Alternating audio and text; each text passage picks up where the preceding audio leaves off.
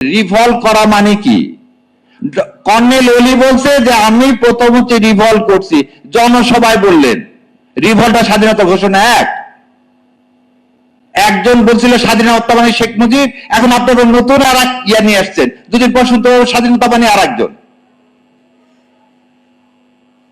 এই তথ্য সন্ত্রাস করে আপনি চাচ্ছেন কি নির্বাচনটাকে বিঘ্ন করতে।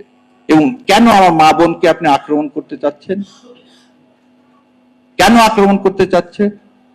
মা বোনকে আক্রমণ করতে চাচ্ছেন আপনি এই কারণে, যখন দেখলেন আপনি আপনার সমর্থন বাংলাদেশ জামাত ইসলামের বেশি। সো আপনাকে যদি ভালো ইলেকশন করতে হয় ভাই, তাহলে প্রথম সহনশীলতা, বয়ান তৈরি করা বন্ধ করেন, সহনশীল হন। বাংলাদেশ জামাত ইসলাম কোনো বয়ান তৈরি করেনি। আর আপনার একদিকে একটু আগে বললেন না 4 দলীয় জোটের, যেমন বলতেছে মেয়েদের প্রার্থী, আপনারা আপনাদের জোটে মেয়ে প্রার্থী দিচ্ছেন, জামাত ইসলাম জোটেও মেয়ে প্রার্থী দিচ্ছেন। হঠাৎ করে কেন আপনাদের মনে হলো যে জামাত ইসলাম মেয়ে প্রার্থী দেয়নি? এনসিপি মেয়েরা তাহলে মেয়ে না? জোটবদ্ধ হয়তো রাজনীতি এবারে হচ্ছে ভোট, তাহলে 11 দলীয় জোট কি মেয়ে প্রার্থী দেয়নি? এই মিথ্যাচারের ইয়াটা কি? শেরপুর বললেন কি সামনে বসা নিয়ে, আচ্ছা ধরে নিলাম জামাতের সবাই খারাপ, সামনে এসে টুপি পরে বসে দেয়, তুমি পিছনে বসলে কি সমস্যা?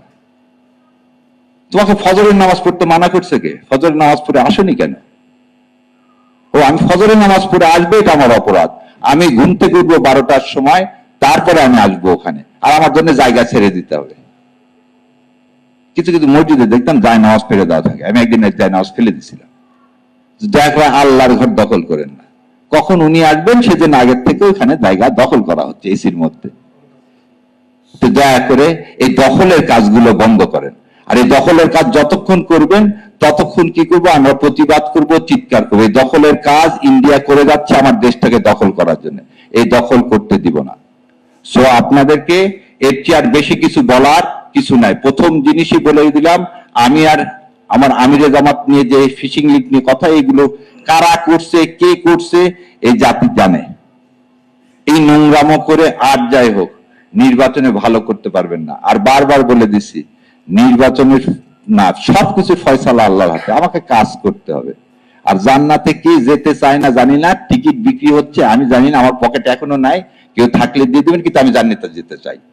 সারা বছর ধরে নামাজ পড়বো, আল্লাহ যা যা বলছে তাই মেনে চলবো, জান্নাত পাবো এই আশা করে জীবনে শেষ দিন পর্যন্ত বেঁচে থাকতে চাই। আর যে করতে চায় না সেটা তার ব্যাপার। আর এইভাবে রাগ করে একটা অনুষ্ঠানে এইভাবে বলা উচিত না কার বাবা কি। এটা শিষ্টাচার না, এটা শিষ্টাচার না। এবং বলে চলে যেতে হয়। আর এনসিপির যে ভাই বোনেরা রক্ত দিচ্ছেন, আমাদের হাজির গায়ে ময়লা পানি দিছে, তারপর বলছে আরো পানি দাও, কোনো সমস্যা নেই। সো আল্লাহ আমাদের সবাইকে ধৈর্য দেওয়ার তৌফিক এনায়েত করুক, সব বোঝার তৌফিক এনায়েত করুক। আর সব পথে থাকলে ইনশাআল্লাহ এই ইলেকশনে যে আসবে তাকে বাধা দেবো, বসে কিন্তু থাকবো না। লুট করতে আসবো, বাধা দেবো, যেখানেই দেখবো সেখানে প্রতিহত করবো, কারণ ভারতের আধিপত্যবাদ মেনে নিব না। এই জন্য বলা হচ্ছে এবারের সংগ্রাম আমাদের আজাদির সংগ্রাম।